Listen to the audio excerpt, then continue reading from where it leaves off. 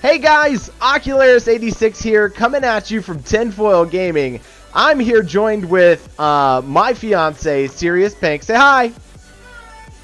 Hi. And what we're doing is we're doing BDO for the Average Joe, and she is going to be my Average Joe.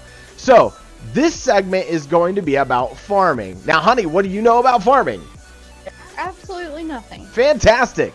So this guide should explain the basics of farming, what farming's used for, and how to farm for starting off for basic users. Okay, so what farming is a way for you to supplement your income or create items that you could normally not get in the game other than going out and gathering them yourself. Farming is a very low-key, easy way to spend a couple of hours on the game a week in order to net lots of potential money or items or whatever. So, honey, have you ever seen or thought of farming yourself? I have. You have? Okay. What exactly do you know about farming as of right now? You find a plot, you plant stuff, you pick it. Okay. And would you have any idea where to start or what to do with it at all? Absolutely not. Alright, we're going to start with very basic stuff then. Guys, we're going to come down here and we're going to show you exactly in Heidel where to go. Every town has a material vendor. And that's who you're seeking out when you're looking for buying farm plots, is a material vendor. Now, you do need to have CP. I would recommend over 40 CP to start off a farm. That'll allow you to get 4 farms. Now the material vendor, instead of going into a shop or anything like that, you're going to go down here where it says rent strong fence, and you're going to click the rent strong fence button, and then this contribution item rental thing comes up. Lets you know how much required contribution it costs to rent the fence and how many you currently have. So this is a strong fence, costs 10 contribution points. Now, a strong fence, honey, is a 10 slot fence. Okay, it costs you 10 contribution, and you can put 10 plots in there, which means you can plant 10 things. Okay. Okay. A medium fence is 6, a weak fence is 4, and they respectively cost the same amount of CP. Okay. Hold on, a weak fence? Yes, there are weak fences, medium fences, and strong fences. Oh, okay. Okay?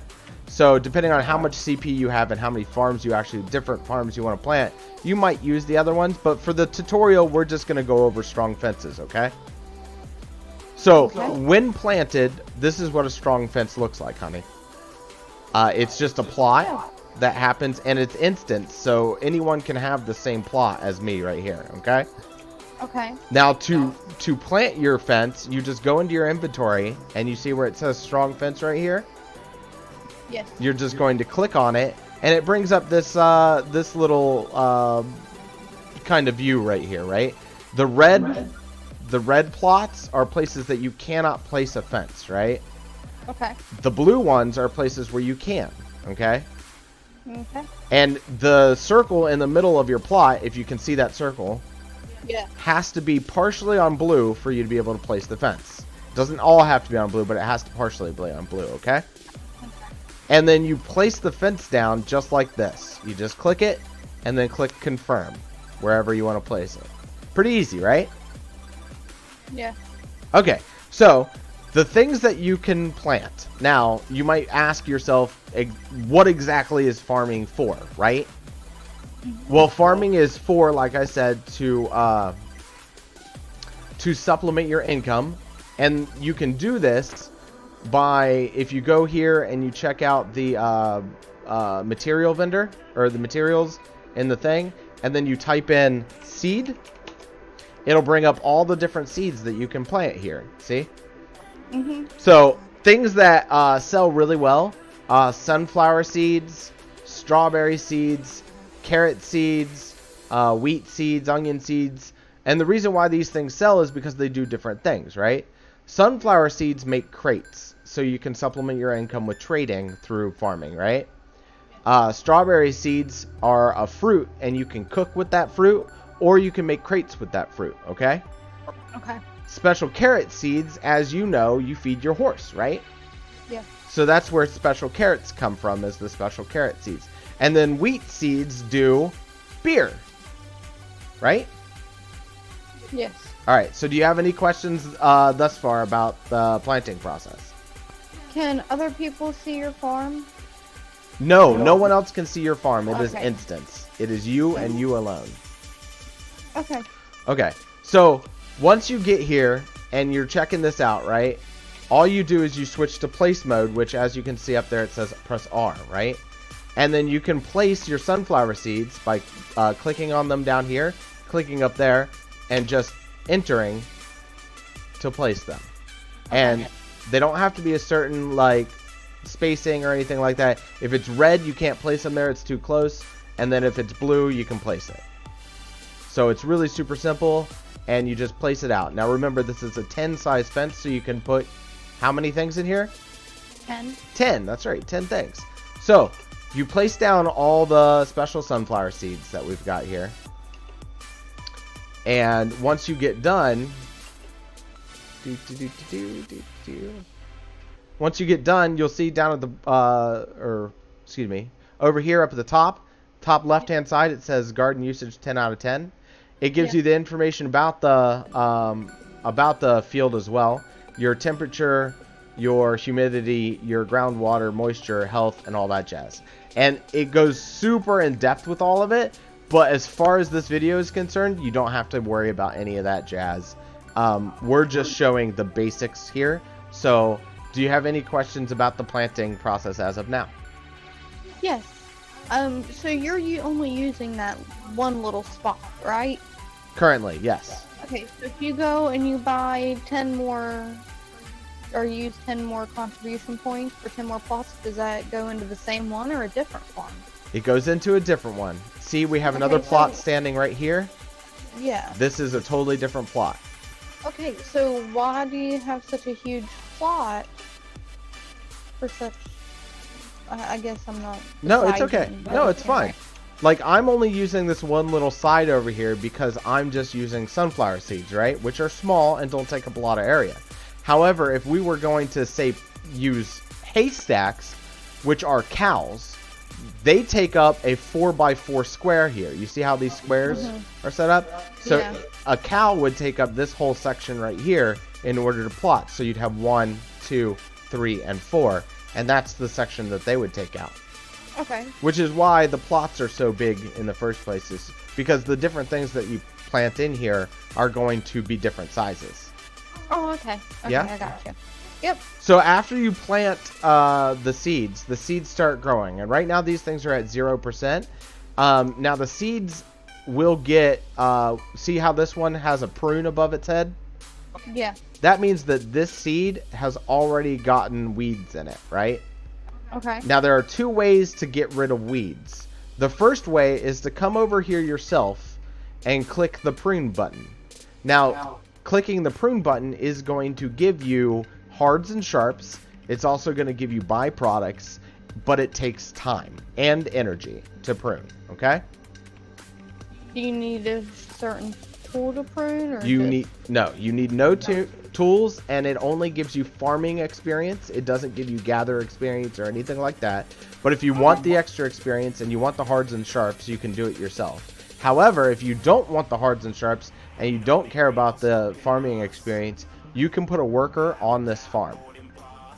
Oh, nice. Yeah, so it's just like a node where you can place a worker on this farm to work for you. Now, you won't gain the experience and you won't gain the hards and sharps, but you also don't have to worry about your farm getting weeds or getting pests or anything like that as well. Okay? Okay, thank you. So, yeah, not a problem. And so putting a worker on this, it's very well practiced to put a giant worker, because giant workers use the least amount of stamina. So putting a giant worker on this will allow the giant to work the field and keep it up for up to 12 hours without having any issues or qualms. Now, if you're going 12 hours and you're only going to harvest this 2 times a day, then you don't even have to put a worker on it. You can just let your farm go and by the time that you get ready to harvest it, everything will be at least 100%. So like if you don't want to waste the workers and you don't have the time to come check it out, you don't have to worry. But as you can see, by pruning this, you actually end up getting, I'll show you what it looks like. You actually end up getting these twigs, and sometimes you get grass, and sometimes you get hards and sharps and byproducts too. So, Okay. show you right fast. See how I got weeds right there and a twig, but that's what you get from pruning them. But you don't have to do that. Now, Okay. when you get when your plants get at least 100%, they are harvestable or breedable. And then and it doesn't matter, BDO actually changed it to where 100% to 200%, the plants all harvest the same. So no matter if you missed your harvest or not, you're still going to get the same amount out of your harvest as if it was 100% versus a 200% harvest. Now the difference between harvesting and breeding, harvesting gives you the byproduct that you can use for like crates and stuff, and then breeding gives you seeds that you can either replant or sell on the marketplace. So what do you think so far? Okay, I have a couple questions. Go ahead. How long does it take for them to reach 100%? It takes roughly 6 hours if you put a worker on these guys to get up to 100%. So you could technically get 4 harvests a day. Usually you only get about 3 harvests a day out of them, but if everything was perfect and you worked like clockwork and everything was, you know, right on time, you could technically get 4 harvests a day out of these. Okay, and whenever you breed or harvest, does that plant disappear and you have to replant? Yes. Every time you harvest or you breed these, you're eliminating the crop itself, and you have to replant, which is why breeding is such a big thing. If you don't want to buy your seeds from the marketplace every time, you will have to breed some of your crop and then harvest the remaining if you're harvesting. Okay. But once you get done breeding, and say you're done farming right now or whatever, you can actually sell the seeds on the marketplace. And let me just show you how much and how quickly seeds go for. Okay. Also, whenever you put a worker on it, do you just do it the way they normally do? Does your farm pop up on the map so you can say, hey, get this? Or do you have to do something special? Now, if you put a worker on it, which putting a worker on it is super easy, honey. You go up here to this button up here next to your residence, in between your residence and your worker, that now says garden, right? You're going to click on that, and it's going to bring up your 2 gardens right here, right? Okay. Or however many gardens you have, it'll list, okay? And if you select this button over here, it'll show you which ones are which, right? So this is the garden that we planted, and as you can tell, it's already got up. It needs pruned on one of the things already again, right? Yes. This garden has nothing in it. Well, to apply a worker to it, all you do is you click list, and then you select a worker from the list to go and work that field. Oh, okay. And that worker will work that field until they're out of energy, or stamina, just like normal, just like working a node. Okay. And each worker can only do 1 field at a time, but they'll stay in that field up until they run out of stamina, right?